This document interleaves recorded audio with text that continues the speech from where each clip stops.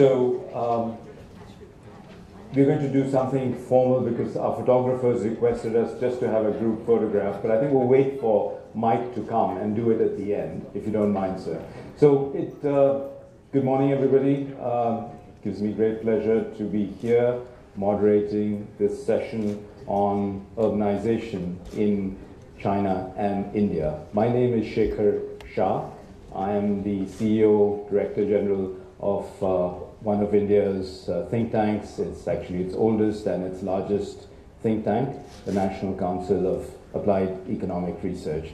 And I'm very privileged to be here, and I wanted to thank Victor and Andrew and Xiaogang and others for inviting me to be here. I have a very distinguished panel and hopefully rich fare that we will hear from them and be able to talk to them about on the process of urbanization in China and India. I'm going to introduce the panelists in a minute, but I just wanted to make the point that much as in the morning, in this same session theme, we talked about bigger and broader issues. I think this is an opportunity for us to engage on sector issues. And even though the focus is urbanization, so much comes together: governance, public finance, local government, corruption, demographic transition. All of these things can come together under the rubric of urbanization. So I'm looking to a very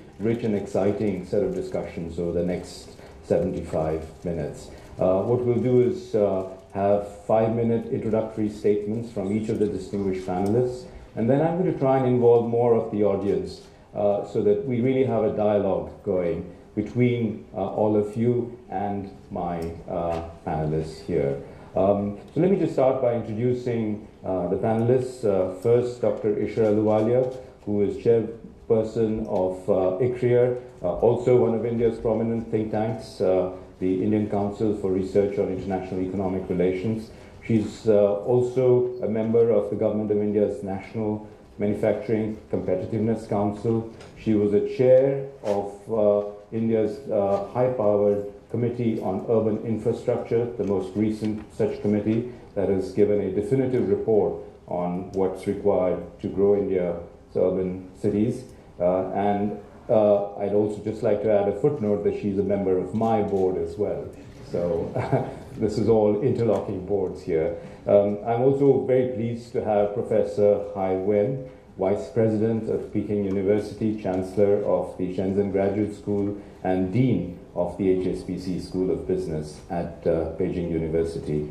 Professor Paul Romer, Professor of Economics at New York University's Stern School of Business, founder and president of Charter Cities, which is a nonprofit research organization focused very much on the interplay of rules, cities, and development. He's taught at Stanford, Berkeley, Chicago, Rochester. Very pleased to have Xiaogang, who is, of course, the director of research at Fung Global, special advisor on strategic development for Columbia's Global Center on East Asia, honorary professor at the University of Hong Kong, and an independent director of HSBC Bank. Mike Spence hardly needs an introduction. He's not here in any case, but of course, Nobel laureate, and interestingly enough, an exact parallel to Paul Romer. Both, of course, were at Stanford, now both at the Stern School. So obviously somebody's been thinking of these parallels in putting this panel together. With that, let me just kick things off and just say that, you know, looking at urbanization is truly a wonderful lens to have in thinking about India and China. And I think there are at least 3 or 4 things that strike one immediately. First, the scale and speed of change. The kind of transformation that is about to happen in India has not happened anywhere else except in China. So there's just a great deal of parallelism, even if there is a gap of time. And what is going to happen in India and China both is going to be unparalleled anywhere else in the world, in the history of the world, in terms of the urban transformation of the two countries. Just to give you one statistic, India today has something in the order of 42 cities of a population of 1 million. It's going to have 68 cities in about 20 years.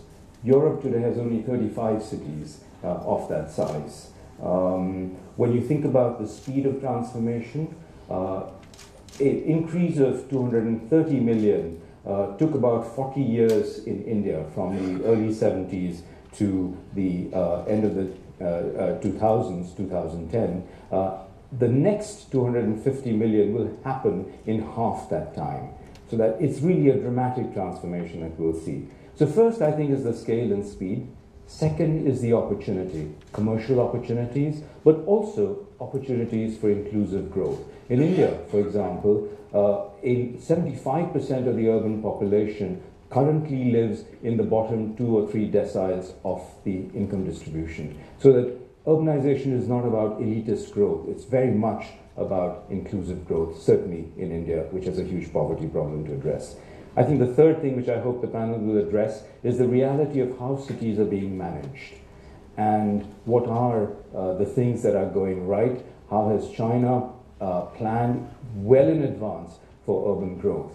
How is India going to play catch up with the huge deficit that it currently faces in its urban infrastructure? And finally, and very importantly, sustainability. How are we going to sustain this urban future in both sets of cities? So those at least are some of the things that are on my mind, but I hope the panel will have a lot to say on all of this. Mike, welcome. You've kept your seat warm. I've introduced you already, so I think we are set to go. Isha, and I'll try and cut you down if you go on beyond 5 minutes, so please try and limit yourself to 5. Everybody, thanks. Is that the mic? That is the mic. Thank you. Thank you. Let me stand up, because I like to see people when I talk. Shekhar already gave you a sense of the scale of urbanization, although it's slightly outdated. So let me tell you, we actually have 53 cities today with population of 1 million and above, and this is going to increase to 87 by 2030-31. We have a population in urban areas of 377 million, which is going to increase to 600 million by 2030-31. The urban share of GDP in India today is estimated at about 65%. This is going to increase to 75% by 2030-31. Now, we are growing, as I mentioned yesterday, at, if you look at our per capita income, it's growing at the rate of 6.5% per annum, which means that in the years to come, even if we don't accelerate and grow at about 8% GDP growth and 6.5% is the per capita income growth, we are really talking about cities being the engines of growth. So there's no question about that we have to make our cities places where investors will invest, where people can live. So we have to look at the state of public service delivery in these cities. We have to look for urban planning, urban transport, connectivity, not just within the city, but between cities and between cities and rural areas, if we are going to accommodate the process that this growth is going to unleash all across India. So there are really two kinds of issues. One is, what is the urban infrastructure investment deficit? How will the financing be found to meet this deficit? And finally, how do we create out of these assets which we put together service delivery, which is the ultimate test of functioning cities? So government had set up a committee, and I had the privilege to chair this committee, and we submitted the report last year. And we estimated that if you look for very basic urban services, of water, sanitation, urban transports, stormwater drains, street lights, these kinds of 8 sectors that were assigned to us. And we did some detailed arithmetic looking at the projects on the ground. And if you scale it up then, you find that you need $800 billion of investment over a 20-year period, beginning in 2012, going up to 2031, if you want to bridge the urban infrastructure investment deficit to take care of the gaps, not just for existing population, but the additional population that will come on board. Having got there, then the question is, how will you finance this investment? And very often we found that the discussion goes towards public-private partnership, about improving the capital market so you can have municipal bonds, they can borrow and invest. And looking at the details of the balance sheets of local governments which have the responsibility for doing this, we came to the conclusion that PPP or capital market can only help if there is a revenue model with the local government. And what is this revenue model? Because you could invest $800 billion, but if you cannot even maintain those assets, then 10 years later you'll set up another committee which will give you another estimate of infrastructure investment deficit. So from investment we went to finance, and from finance the logical route was to go to governance. Because if you want a revenue model, then you want some governance patterns. Now, as I mentioned yesterday, we had a constitutional amendment in 1992 which devolved the responsibility for a whole lot of identifiable urban public service delivery to the 3rd tier of government. So local governments are responsible for water, urban roads, sanitation, blah, blah. This mandate actually has remained unfunded because the devolution of funds that needed to go with this has not happened. And that's because the constitutional amendment was ambiguous about it. They said that states will set up state finance commissions, which will tell how the state's resources can be transferred a little bit to the local governments, so they will have the funding to do so. In fact, the situation is such that if you are a municipal commissioner or a mayor of a city, your revenue sources could be eroded overnight because there is a state election and the state government has decided that all properties below 100,000 will pay no property tax. So it's in that sort of situation of unpredictable revenues, how can you expect these local governments to plan their budgets and invest? So, that was one set of questions. And then the other point is that even though certain activities are left to the local governments to perform, there are other larger roles of metropolitan development. As I said earlier on, we're connecting cities to each other, connecting cities to rural areas, doing a transit-oriented planning, not just for a city, but for the country which is going through a major structural transformation. Connecting spatial planning with socio-economic planning, which we really have been remiss in doing. So in that sort of context, I recommend anyone interested in issues of urbanization in India to look at our report. It is available at the ICRIER website. So I won't go into those details, except to just mention one other fact, that 7 years ago, for the first time, the government of India had a mission called National Urban Renewal Mission, in which the government of India decided that they had to proactively nudge the state governments to do X, Y, and Z in order to achieve some of these things that I have talked about earlier on, in which the government of India would give, say, 50% of the funding, the state government will give another 35%, and the 15% will come from the local government. And the assessment of this mission, which has just been extended by 2 more years, it was supposed to end in 2012, has been One, that it has certainly energized the urban development area, where there was nothing happening earlier on because there were no finances and there was no activity. But more important, a few states which had capacity at the local government level and a few states that provided an enabling environment for local governments to function were able to really accomplish major transformations in a very short period.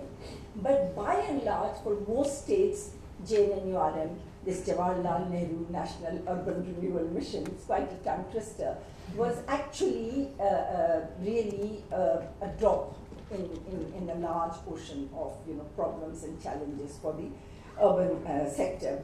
And today we have a situation in which we need to create agglomeration economies, but what we are seeing are congestion diseconomies. How do we create cities which can attract investment, which can provide the sort of social and physical infrastructure and service delivery that you expect of a country which is aspiring for 8% growth, even more so a country which has half its population which is below 25, and this population is connected with the world through our own developments in technology and IT and telecommunications sector. So aspirations are rising, response is beginning, but it really needs to be speeded up if we need to, if we want to achieve even sustain the 8% growth. In fact, our report comes to the conclusion that unless we get our urban strategy right, we can't get 8% growth. And I would just like to end with one other point which is really extremely important when we look at the urban area, is that the environmental implications of urban development will be extremely significant for us. So the more we put out our rules, for example, on solid waste management and disposal, the earlier we get down to enforcing these rules, the easier would it be for us to have 8% growth. And we've been talking a lot about how Asia has to find solutions which may be Asia specific. I would just like to encourage you to go to a Indian Express website, or if you can Google my name, you will find that I've written about 30 columns. It's a monthly column on urban transformations in India. The latest, which was written day before yesterday and appeared yesterday, was about a community which is encouraging its people to segregate waste by source at home, and then taking it, recycling it, and in the end it's only 20% of the waste that needs to be disposed of. And as we grow and as we want to live more like the industrialized world, the plastics in our garbage, the other such inert material in our solid waste is really increasing. So unless we find novel ways of really reducing that burden for ourselves, as we will be increasing our growth rate, we will find that we'll be creating this additional burden of disposing of waste, which really doesn't meet, it has better ways of being composted, being putting into eco-bricks. And to me, it was amazing to see that in this small town of 75,000, 20 kilometers outside of Chennai, there was this realization that we could do all of this. Now, these are the kinds of examples which, when you see and you write about, I find a lot of small towns and other cities kind of come up with what they are trying to do, and we need to do that at the same time as we aspire for an 8% sustained growth. Thank you. Thank you, Isha. So really grassroots innovation with a policy framework to match. And the amazing fact somebody shared with me was that when you look at India in 2030, about 60 to 70% of that is yet to be built.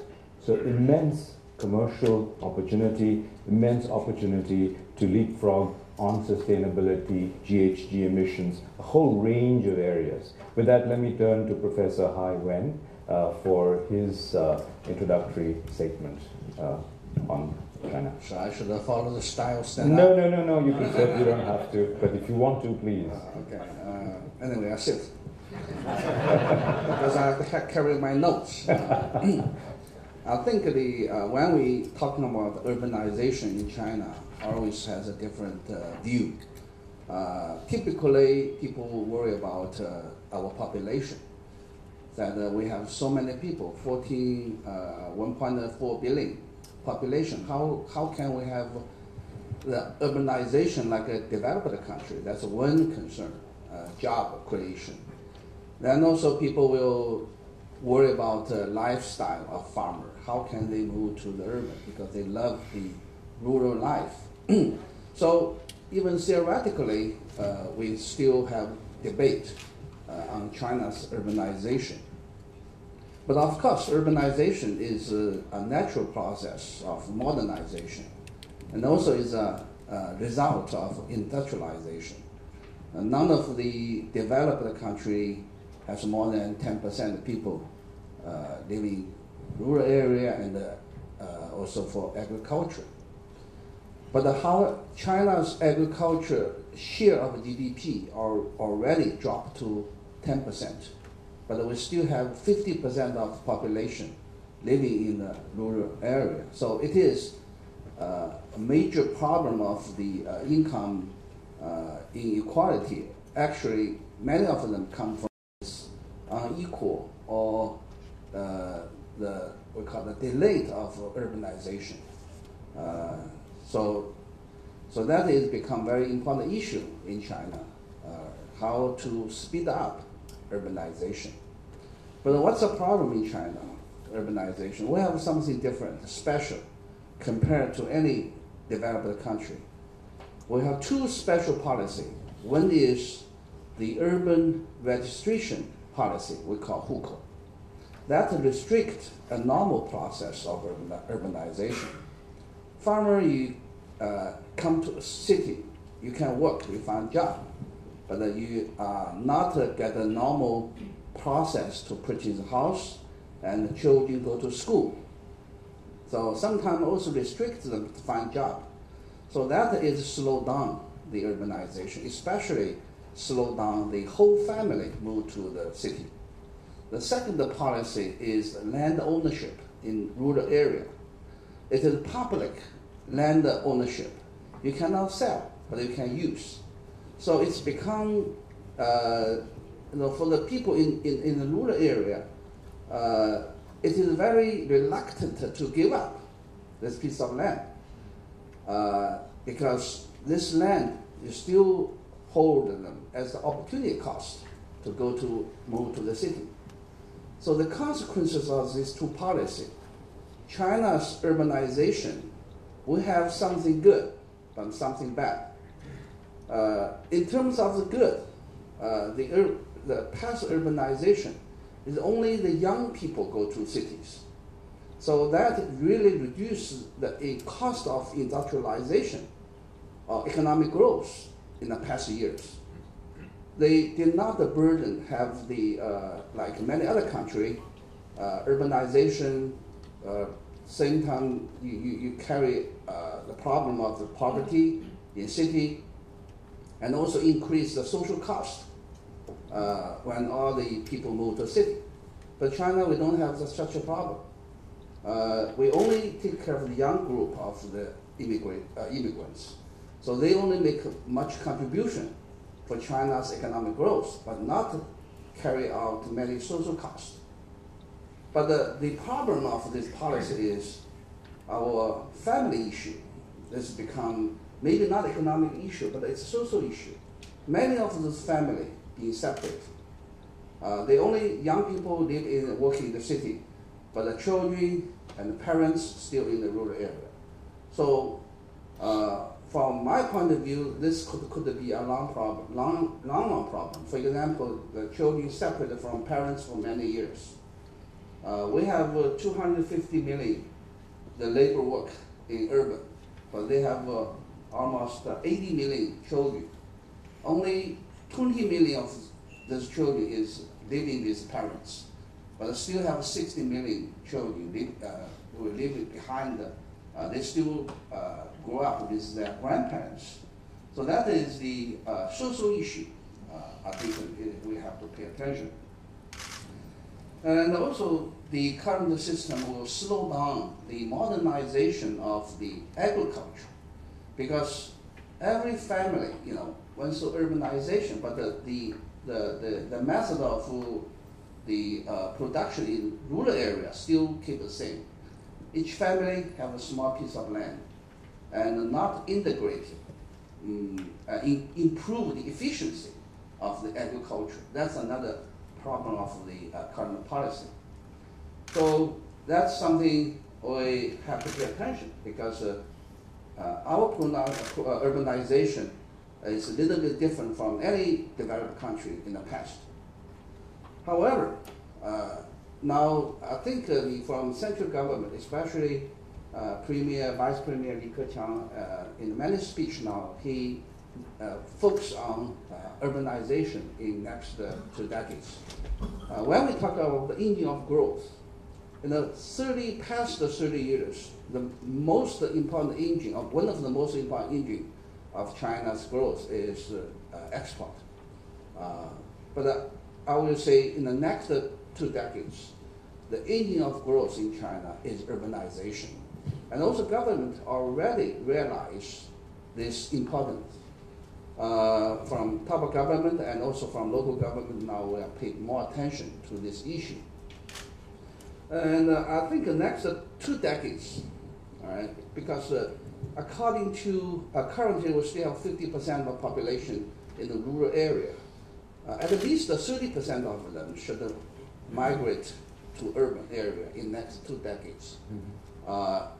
Currently, each year we have 20 million migration from rural. So according to this speed, either 20 years. So think about 20 years, we have almost 400 million population have changed their lifestyle from rural area to urban area. So what will be the demand for the infrastructure, for the construction, housing? So this will definitely push the internal demand. We talk about demand from China. I think the major demand is from urbanization. So because we talk about opportunity for the business, so that is China economic growth will not slow down at least the next 20 years. That's why I'm very optimistic talking about China's long-term economic growth. Past growth is we've already seen that, but what about the future? So I would say at least 20 years, urbanization will be the major engine of our China economic growth. Not only talk about the construction and also the durable consumption goods. When the people, their living standard or their lifestyle change from rural style to urban style, definitely the durable goods demand also increase, and also service sector. China's service sector is still underrepresented, still only 40% percentage, but I think this must be increased as urbanization increase. So what are the challenges for our urbanization? Well, one is reform of policy. Policy reform, in particular the land ownership reform, this is a big challenge. Not only economic issue, it's a political issue. So James Wen, professor, I think he's very specialized in how the land ownership change. This is, we debate, we discuss how practically how to reform this land. That is a challenge. Another challenge is job creation. How to increase the private sector for job creation. That's another challenge for China's urbanization in the next 20 years. Thank you, Professor Vernon. So it's an interesting parallel here. Urbanization is going to be the engine of growth for both China and India. For China, it's going to be a manifestation of the policy framework for boosting demand. In India, it's going to be the opposite, as we heard in the morning, in terms of ensuring the ability to supply, the ability to provide services and others. So that will be an interesting thing for us to get into. But let me turn now to Paul for his quick introduction, and then I'll turn to the others. Paul?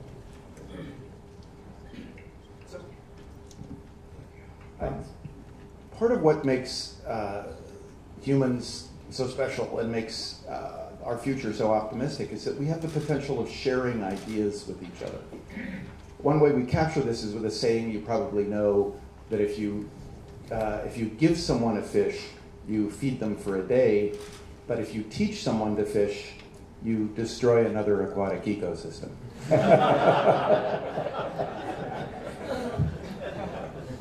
Now, if you remember anything from my talk, remember that line, because what it tells you is that progress is driven by both new technologies like nets and trawlers that let us fish more efficiently, but also by rules that structure how we interact with each other and what we do. And if the rules don't keep up with the technologies, we get bad outcomes. This was really what George Yao was talking about yesterday in terms of the crises that come from systems of rules that tend to be stable and don't keep up with a world where technology and social life is evolving very, very quickly. You can see that in the richest countries in an area like financial regulation, where regulators have to figure out what to do with high-frequency trading. You know, hundreds of thousands of offers and bids and asks submitted in milliseconds. This is not something they had to have rules about 50 years ago, but now they need to. But it's really a much more important question for the developing world. To give you some sense of the magnitude here, first let me give you an example in the developing world of where rules aren't keeping up. They came up in this morning's discussion about India.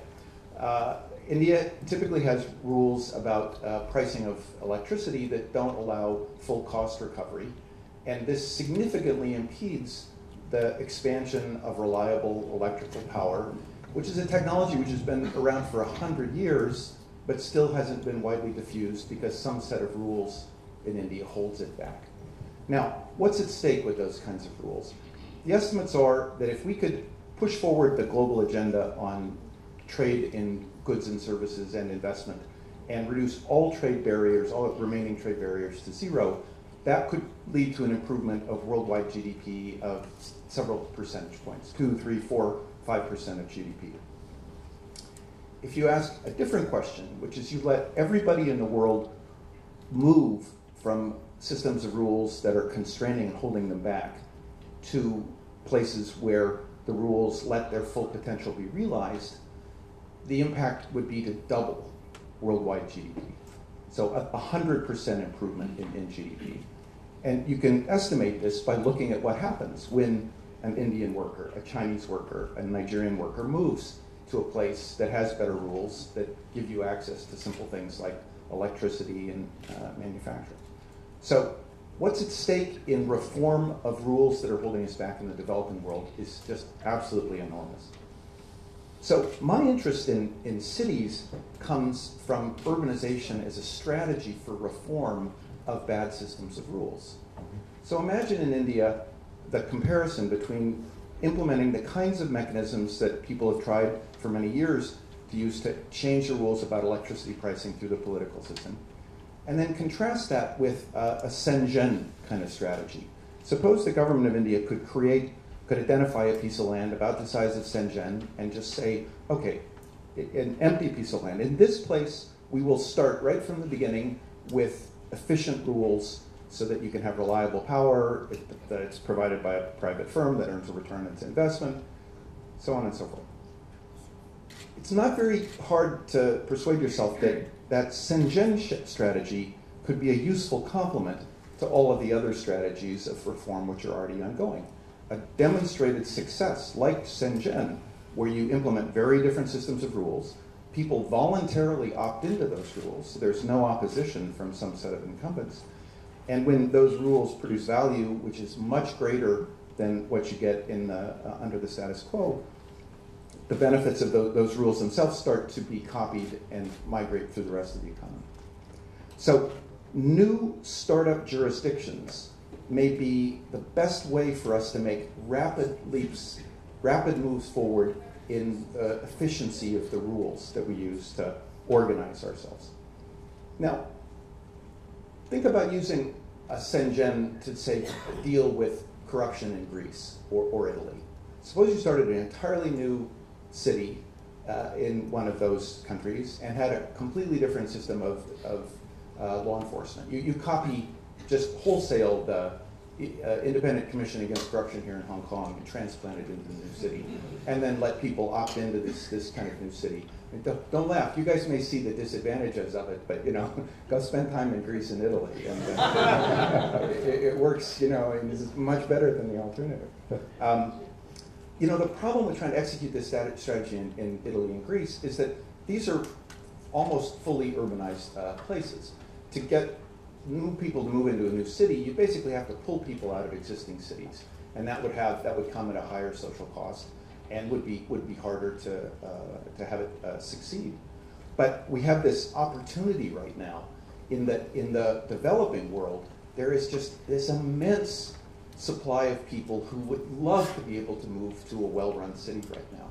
So if you could build new cities with better rules, people would flock to them. I'll quote some other statistics that are like the statistics Dr. Hai presented, but for the world as a whole.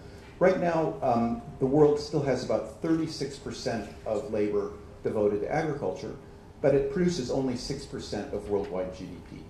So there is this enormous transformation which is coming as agriculture modernizes throughout the world, and people are freed up from this dangerous, grinding lifestyle of subsistence agriculture to move into the kinds of opportunities that are available in manufacturing and services in urban areas. So we have an enormous amount of urbanization, more than we can really comprehend. There's about 3.2, 3.3 billion people who live in urban areas right now. It took us ever since the Neolithic Revolution, so 12,000 years, to get to 3.2 billion. We're going to get to 6, 7, 8 billion people in cities by the end of this century. So more than double in this century, or do more in this century than we did in the last 12,000 years.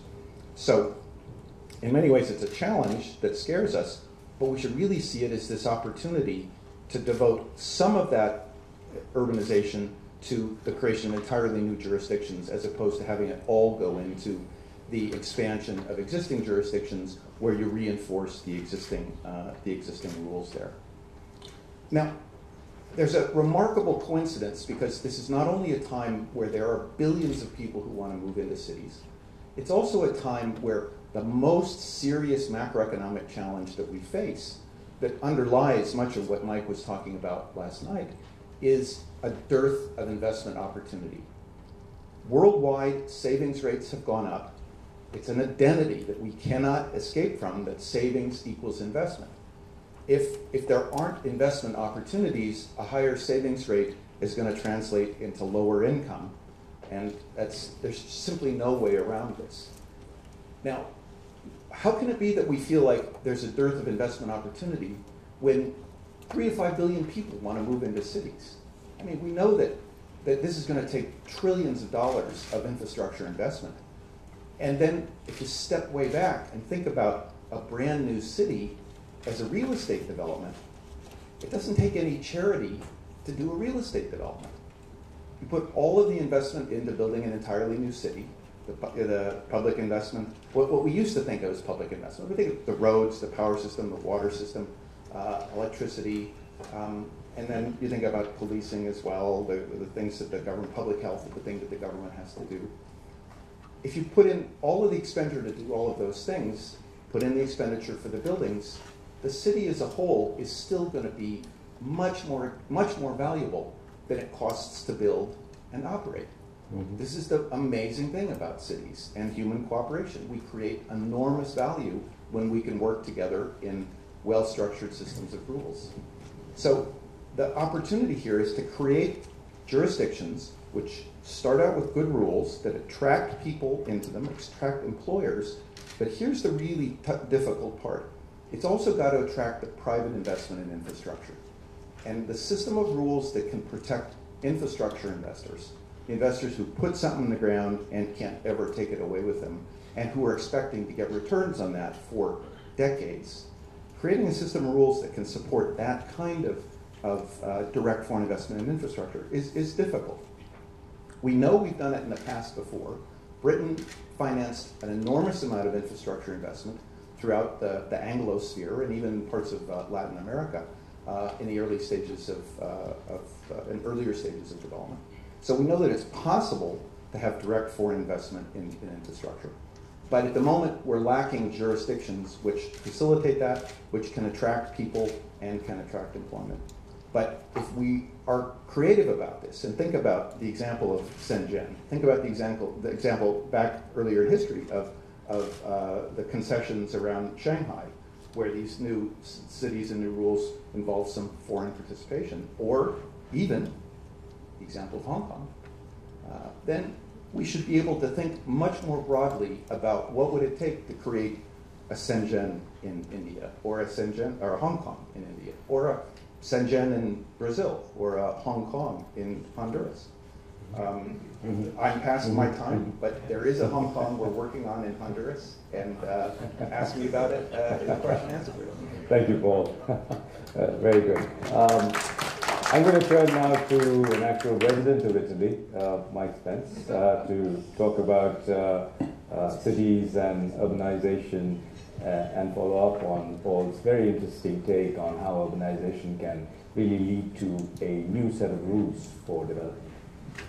Yeah, I think Paul's work in this is really quite important and innovative. I think it has two essential components. One is, well, maybe three. One is that rules really matter. People put this in different ways. Sometimes I think that it's tied up with a question of institutions as well. The second insight, which is not new, but he's brought it to life, is that there is a complex set of, a balancing act that involves sort of cooperation and competition. And the insight is that there is competition in public management. There's competition among states, for economic activity in many countries or provinces or whatever they're called. And as long as it's constrained in the right way, and this is, of course, both the science and the art, is trying to figure out, I think this is where Paul's work is really moving the frontier, is what have we learned? What are those constraints? We know that if competition among municipalities or regions takes the form of blocking trade, that's a bad form, right? On the other hand, certain kinds of flexibility with respect to taxation doesn't seem to be a particularly destructive form. So, I'm not going to go on about this, because Paul has really, I think, changed my thinking in an enormous amount about this, and I think it's unconventional, but it's a very promising sort of idea that's consistent with a lot of other things. Let me go back. When we were doing the Growth Commission work, I didn't know this until we got into it, but it's clear that urbanization, I'm going to modify something that Shekhar said, it is both a driver of growth because it generates investment opportunities, employment, and whatnot. It's also an enabler, right? I mean, this process has to work it's always a little bit chaotic, but it has to work. And it has to work in parallel because the economic activity, the modern economy that's being built is built in urban environments. Now let's make it change somewhat at the margin by technology and other things, but fundamentally we have not gotten around the fact that the most sophisticated parts of modern economic activity require proximity, or what my friend at Stanford, the former dean of the engineering school, in talking about Silicon Valley. He said, this is a body contact sport. You cannot run Silicon Valley virtually, right? So that's right. And I think, so then you get the challenges that Isher talked about, and I don't want to repeat what other people have said. I will say something about the Chinese case. In talking with the people in China about the rather significant reluctance to give up completely the, registration system, there was a tremendous fear about Brazilian-style urbanization. Where, a crude, and forgive me, but we don't have a lot of time, description of that is that in much of Latin America, there's an enormously concentrated ownership of assets, including land. That meant that, land consolidation and efficiency occurred at whatever pace those people decided they wanted to do it at. And so urbanization in Brazil, for example, occurred not because people were moving to jobs, attractive jobs, say young people moving into attractive jobs, but because the jobs disappeared in the rural area. And so it was, I guess in the language of market, it was push rather than pull. And so you ended up with people sort of living on hillsides that in Buenos Aires and other places that in things that came to be called favelas. And I think that's a reasonable concern. So if you think about that, the lesson, I think, that comes out of this, that is kind of my add-on to what's already been said, is to make this really work, the employment engines have to be running. And so that there's a healthy choice, that's made by various different people in different age groups and skill categories about when to move and where. There's a related issue that I don't know the answer to, but is much talked about, which is what's a reasonable size distribution of cities, size distribution and location, and does, or under what circumstances does the market system and free choice need to produce the right result somehow? I think what the urban economists who have talked to all of us say is, if the land system works well, if the governance is reasonably decent, if the financing things are all in place, then there's a reasonably good chance that you'll get market forces and natural incentives giving you the right answer to that. However, since none of those conditions are in place on the way through, I think there is a legitimate concern that you'll end up with mega cities that are way too big, and a dearth of medium-sized cities, because and there's all kinds of reasons that could happen. There's clear asymmetry still in China with respect to the sort of revenue sharing funding of urban things. The last thing I'll say is, wearing my institute hat, we are very interested in cities because of its link to sustainability.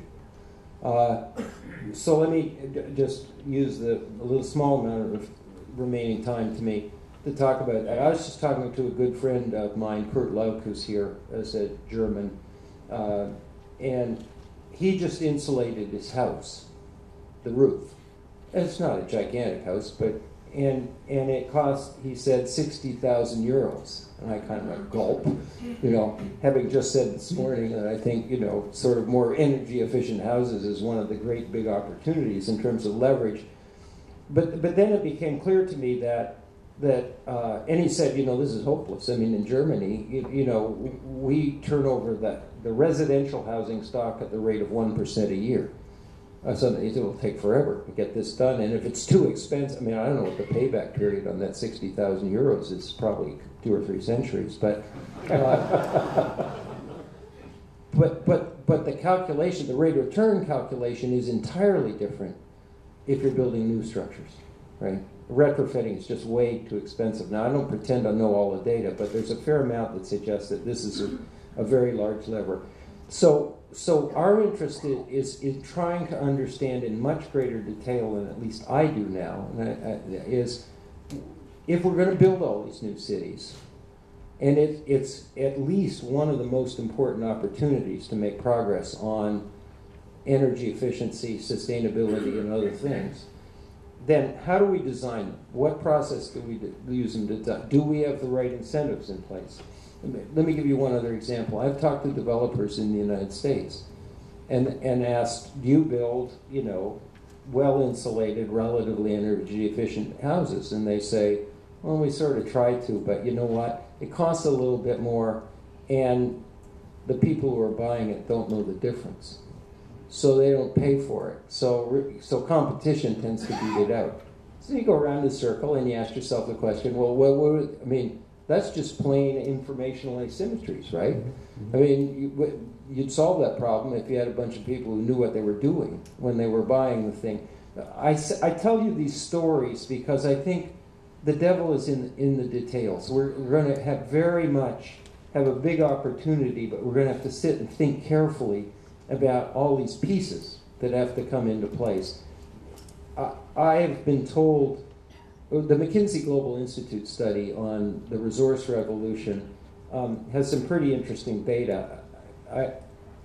One of the things that surprised me is that urban densification was not one of the levers that had the highest rate of return relative to cost. I would have thought the opposite. I mean, I would have thought that if you wanted to blow it, to put it crudely, on sustainability, then you'd build a bunch of Los Angeleses. In terms of livability and lots of other things, we need to do some more homework on that, but the general point I think remains.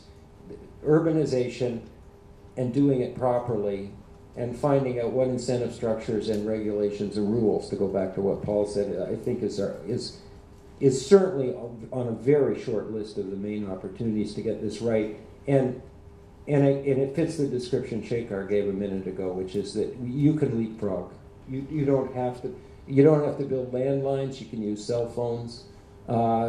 Much less capital intensive, revolutionized access to information and finance and other things, or is in process. You don't have to build the wrong structures and face the retrofitting problem.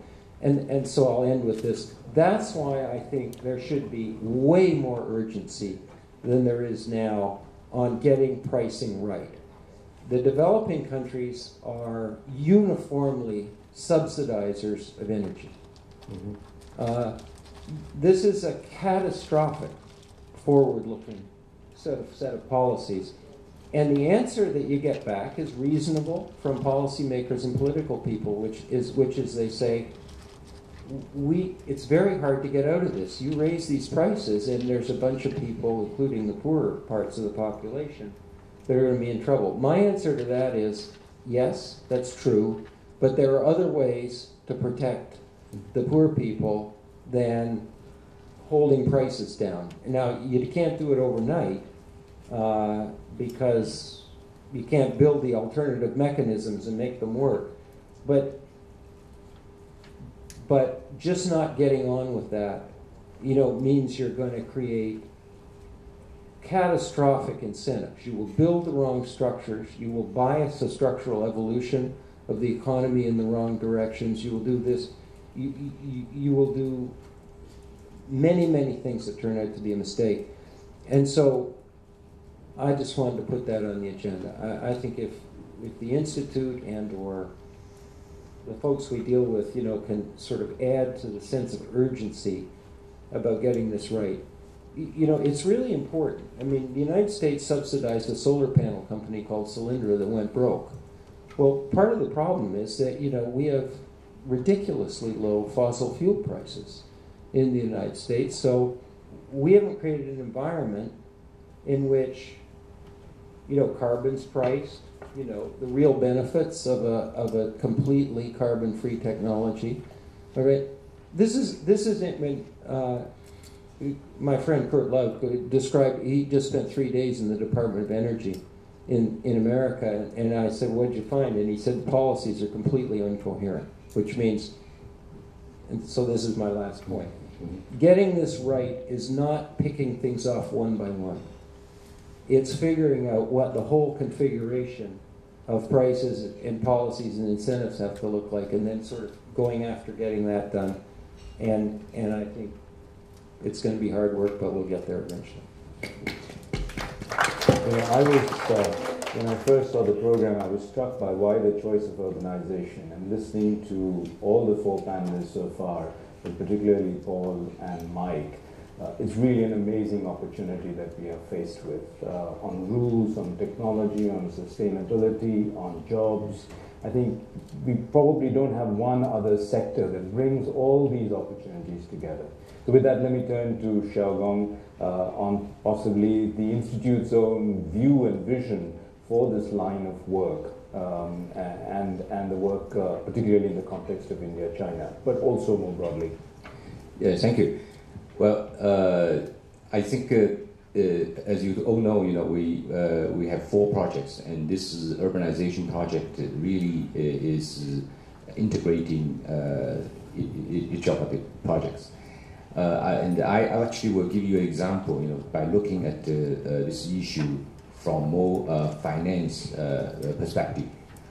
As you know, when I first came to Hong Kong 20 years ago, I was told by Hong Kong University that I can afford to live in a 3-bedroom apartment. And my wife and my young, just born kids come to Hong Kong and then walk into the apartment. I mean, it's 600 square feet. And, coming from Washington, D.C., I was surprised. But later realized that the price, the property price in Hong Kong is very high. But that's largely due to productivity. All the productivity is really driving the urbanization, So the question for China is that when China is urbanizing, what really happens is a reduction of transaction costs, catch up in technology. So all those leads to very efficient cities. If you go to Beijing, Shanghai, you take the airport, subway, high-rise, hotel, you can see the efficiency is catching up with Hong Kong, So that's the reason which is driving the property price, But I would say that there's a serious trouble. What is it? It's what I told my students. 20 years ago, I came to Hong Kong. I told them that there's 2 things that's going to happen to your life. One is inflation in China. The other is the appreciation of RMB. So if you can catch that opportunity, you will become very rich. And that's exactly what happened. It's really the appreciation of the assets, the so-called non-tradable, the assets. So that because of the productivity, in the tradable sector in the cities, then the non-tradable, the properties, and also the wages for unskilled laborers, they actually catch up very fast. That leads to what I call structural inflation. Inflation is a healthy inflation, but if you are not careful, you are going to be in serious trouble. Like in China in the last 10 years. They were inflation in China, but actually less than in India. But the problem is that the interest rate, the price of capital, if it's not compatible with the productivity gain and the appreciation of the asset value, then you get what I call the negative real interest rate. It's like if you go to China, you get the mortgage loan, it's only 5-6%. But if you buy property, wow, the return is 10%, 50%, sometimes 100%. So in the last 20 years, whoever bought property in China got rich. But who cannot buy property? It's the migrant worker, retirement, people, they put money in the bank.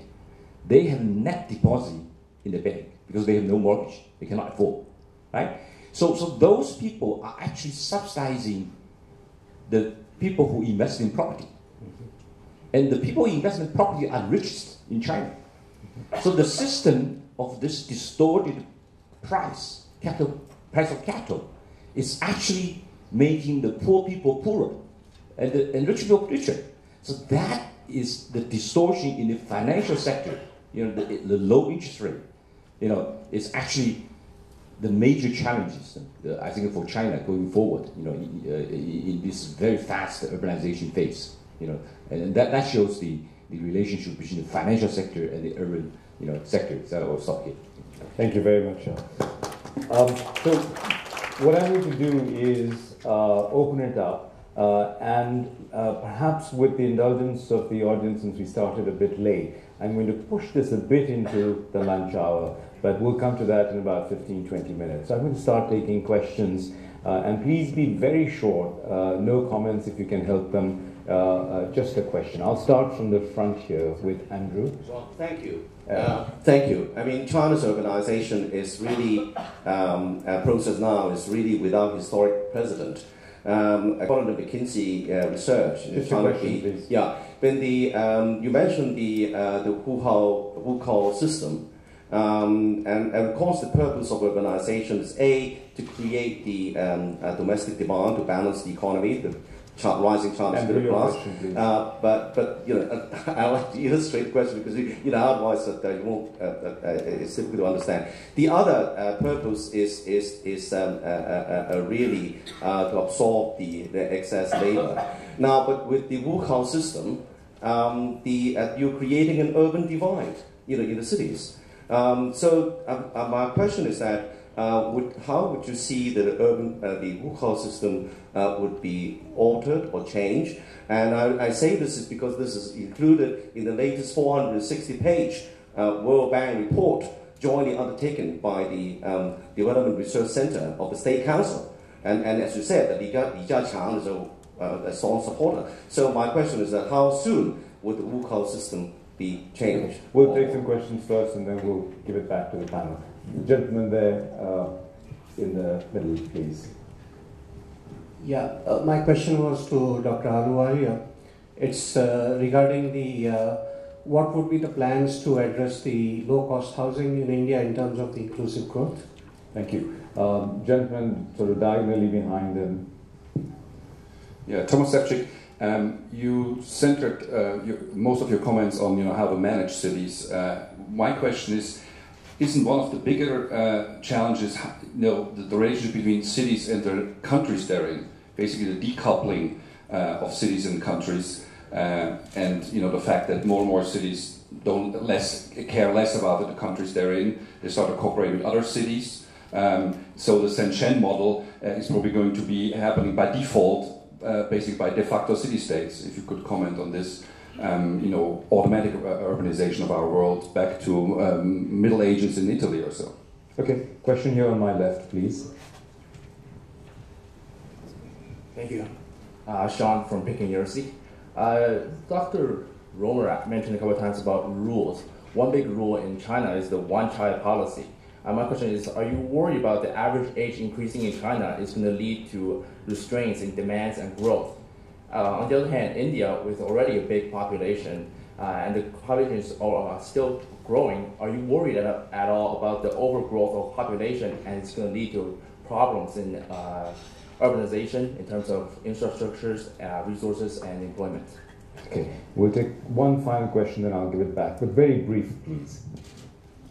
Yeah, do you agree that one of the solutions is to build green and low carbon model cities and retrofit existing cities with proper master plan and system integration together with green buildings, smart grid, electric vehicles, cleaner production, renewable energy, etc. That will bring down the cost. Could that be one of the solutions? Thank you. Great.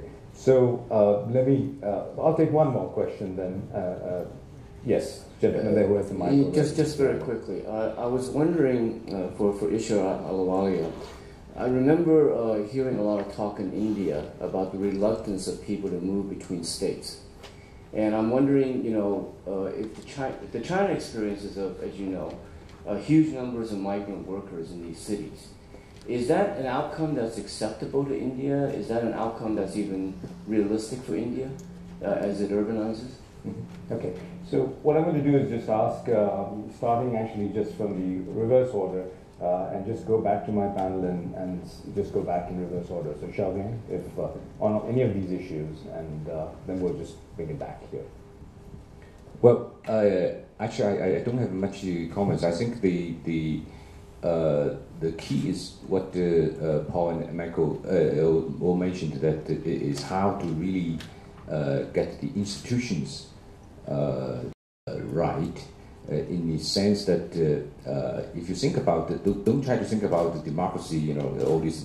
Think about how a city like Hong Kong operates. You know, how the property rights are defined, you know, and how the property rights are exchanged, and how the disputes are resolved. If you think about it from that angle, a lot of confusions, you know, will actually be reduced, and we just trying to get things done, you know, and sort out all these rules, you know, including the rule about the land, about mobility, about all these practices. That's all I would try to emphasize. Paul? Let me respond to the general question about affordable housing. I think it's a very good rule in answering any question about cities. If a proposal requires charity or government subsidy, just forget about it. It's just completely irrelevant on the scale of 3 to 5 billion people. So if you want to address something like affordable housing, there's got to be a way that somebody can make a profit by supplying affordable housing to people. And when you look at, for example, in the towns around the official urban areas in China, you see lots of affordable housing that's provided for profit. Mm-hmm. And what we need are systems of rules that make that, you know, a much more common, regular process. Mike raised a point as well about this issue of kind of what environment might relatively autonomous cities operate under. And it's clear that you need either a national or even an international kind of environment that constrains certain kinds of behavior. In the near term, we are going to face this problem that there's just vastly more people who want to go to cities than there are room for in cities. We can expand cities as fast as we can, but the excess demand for city life is going to be incredibly high. What this means is that in China with hukou, in Hong Kong with the temporary Filipino maids, in Dubai with the Bangladeshi workers, all of these cities are responding to this demand for city life by forcing the immigrants to live as second or third class citizens. And I think it would be good as sort of at least a global norm, perhaps even something we can put a little more force behind, that we just simply rule that as just unacceptable. That every city should adopt this mandate, this goal of equal protection under the law, and we not allow these second and third class citizens who come in on these very adverse conditions. You should.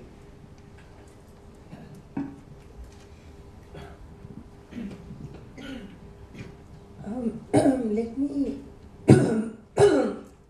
start with the point made by you, Paul, about new cities, greenfield cities and all.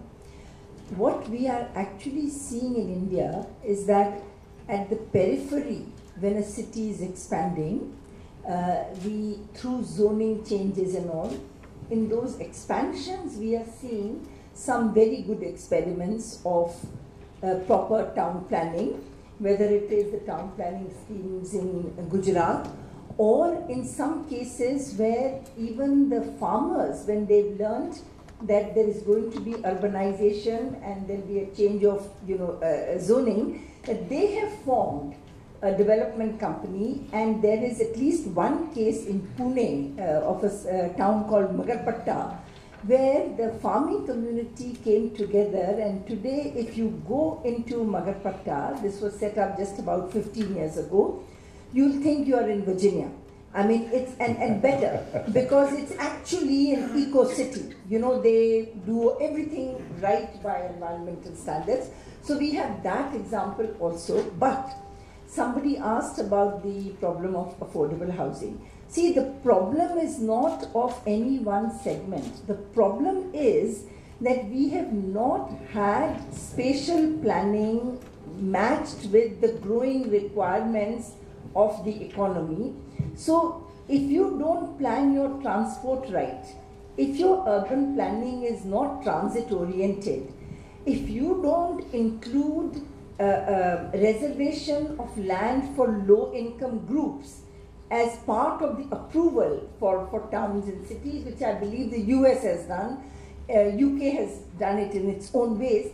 If you don't do that, then given that we don't have the Hoku system, and and we are only at 30% urbanization, and we are going to bring about this major structural transformation, you can imagine that when 200 million people move into the cities and towns of India in the next 20 years, we are going to create slums in these cities unless we plan for it. And that's the message that we are taking to state governments, to the government of India, to proactively facilitate. So affordable housing will be a very important part of it, but it is much more than that which is needed if we have a strategy to facilitate and accommodate urbanization. There's one other point that I'd like to make.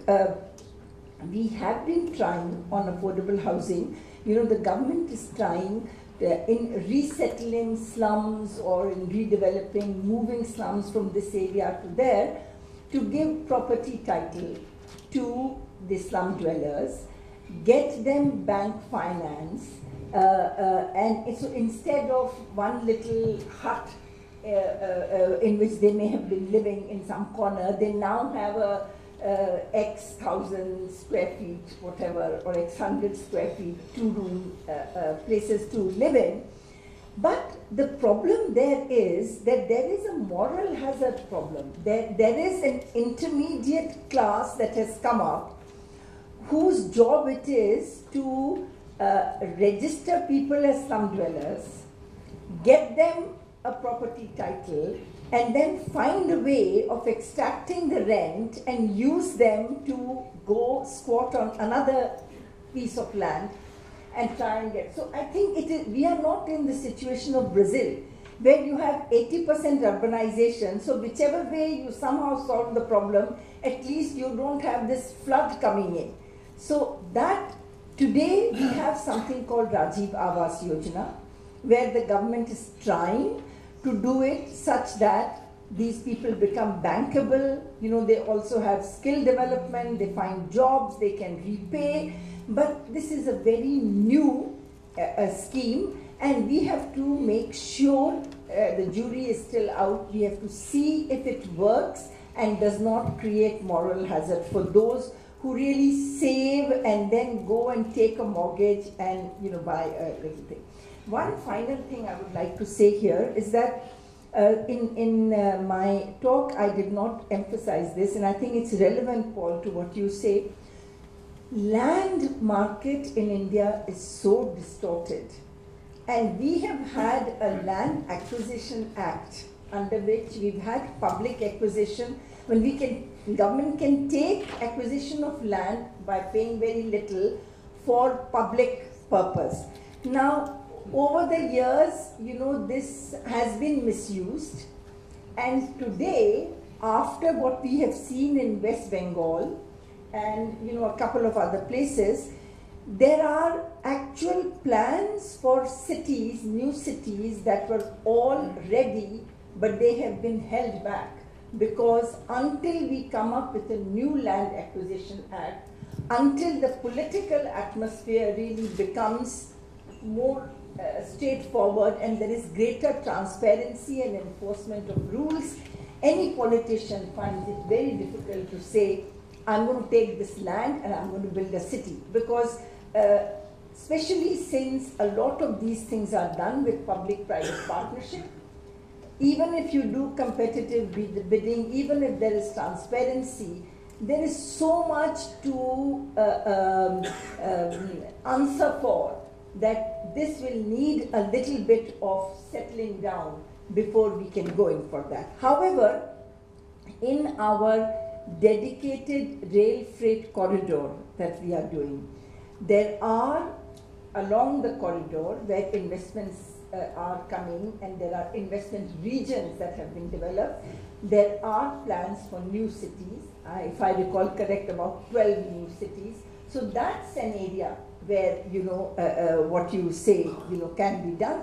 But the truth is that until we sort out the distortions in our land market, it is really going to be a major problem, not just for urbanization, even for industrialization. Thank you. Mike? Could I just say one point? I think this is the fundamental difference between China and India, is that China has government ownership of the rural land, and we know there are protests about this use, but you can assemble large parcels of land for urbanization, and India does not. And this Land Acquisition Act is the make or break issue for your future. Mike? So I can be really brief. I believe the hukou system will actually disappear relatively soon for two reasons. One, it won't be needed. And second, it's a major source or a contributing source to social tensions, and that is a major priority in China. So I think it's probably lived its usefulness, and well, there may be some foot dragging. The Italian city-states frequently went to war. I don't think that's probably within the rules that we're contemplating for intercity interactions. So I'm not so worried about that. But I do think, in response to your question, I think that we will get under something that vaguely sounds like what Paul's doing, but without the full apparatus, we will get a kind of entrepreneurial version of what you just described. We'll get experiments within cities, areas that are companies will build complexes, developers will build complexes that are highly livable and highly energy efficient, frequently carbon neutral. This is the bottom up, sort of version of this. It will. There's policies that would make it go faster, but I believe that will be, in the right environment, a really quite important part of the sustainability agenda. Professor Highway. Well, I'm not so optimistic about hukou system being abolished as Mike. The reason is the real issue behind the hukou system is the fair treatment. For example, education. So as long as you don't have such ability to provide enough education or other social welfare system, so city will be reluctant to give up hukou system. So what we are doing now is gradually. For example, you get a green card first instead of after you live in the city how many years. And also we kind of release the small city first. But again, the problem is most of people don't want to go to a small city. They want to go to Shanghai, Beijing, bigger city. So in the short run, I think it's easy for small city to release, abolish the hukou system, but it's still difficult for the bigger city. So fundamentally, I think it's a long term. The government should look at overall how to make a balance of the social welfare, even not just economic job opportunity, also the education system. Our education, higher education, very concentrated on bigger city. Why people want to go bigger city? Not only for their own job, also for their children in the future, go to university. Like Beijing, 100 universities, Shenzhen, only 1 university. So this is one of the concern. People want hukou in Beijing, not necessarily one in Shenzhen. So for the long-term point of view, government have to think overall how to balance the education resources and also healthcare resources too. So not so easy. That's why I said, especially for the bigger cities. Thank you, Professor Hyben. With that, I'm going to actually close the session because we are into lunch territory. Let me just start by just thanking each of the panelists, Xiao Gang, Paul Roman, Isha Luwalia, Mike Spence, and Hai Wen, for really a wonderful presentation. And I think we're going to just have a little group picture with all of us standing.